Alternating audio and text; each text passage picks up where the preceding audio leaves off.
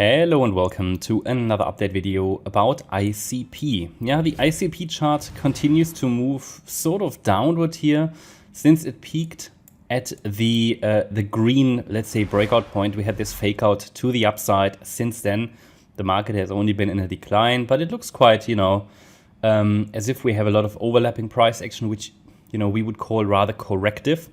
So that is... that still keeps the door open for higher. I have to say, though, and that's what I communicated in the last updates, the white count hasn't given me any confirmation. Okay, so while it's valid, this white wave count, which indicates a more direct breakout to the upside, yeah, I mean, see, this is very much a forced wave count. Of course, it's a possibility, and I think it's actually not too unlikely given the broader market conditions. But looking at the structure here, this chart is actually screaming for that C wave to the downside into that yellow support region. So if that happens, we should see the price in the coming sessions, well, that could even be weeks actually, break below that X wave low here, which is at around $11.20, and then follow through and see a break below the A wave low at 9.50. These are two key structural support areas which, if broken, make the yellow count more relevant and more likely. On the flip side, if these levels don't break, I think we could be dealing here with the white count, but in a diagonal pattern. So in this more direct upside wave count, it's possible that, well, we have to be dealing with a diagonal, to be honest, but that this here was only the A wave. You see, this move up initially was only a 3-wave move. I highlighted to you before that this here would be likely a diagonal, but the exact pathway such a diagonal pattern takes is really only determined when it's actually on the move. And I think what could be is that this here was the A wave, we're now in a B wave, a flat, and then a C wave to the upside could follow. That is very speculative. First of all, trading diagonals is not easy. In addition to that, trading B waves is even more difficult. So I don't think we have a great trade setup here. However, what we have is a potential bullish structure I wanted to make you aware about.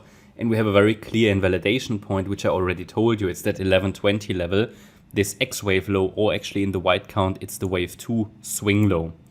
So what we can observe is obviously here we had overlapping corrective price action to the upside.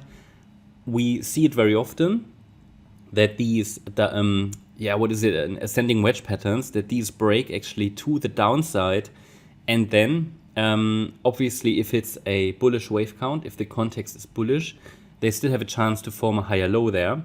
But what is not possible, at least not in my interpretation, is that, I mean, anything is possible, but we talk about, what is reasonably likely, that all of this was already the third wave.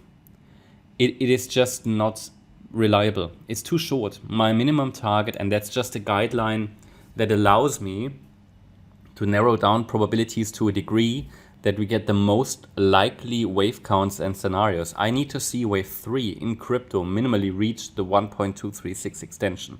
It's at $16.47. Of course, it is technically possible that this year was a third wave. This year is a fourth wave, especially considering the different pathways that a diagonal pattern can take.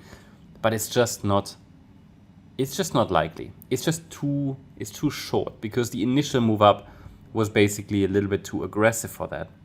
But yeah, I mean, we always keep an open mind, but to be fair, in the short term, it wouldn't make any difference. The invalidation point for both scenarios would be the same. It is that $11.20 level. So let's keep an open mind. In the yellow count, obviously what needs to happen is the price needs to stay below that $14.76 last swing high. So ultimately what it leaves us, two potentials. We can clearly watch one invalidation point. There's a clear line in the sand that distinguishes between those two wave counts. A break below that $11.20 level does not guarantee that the yellow count is unfolding. There are other options that could then unfold, but at least it would confirm it further.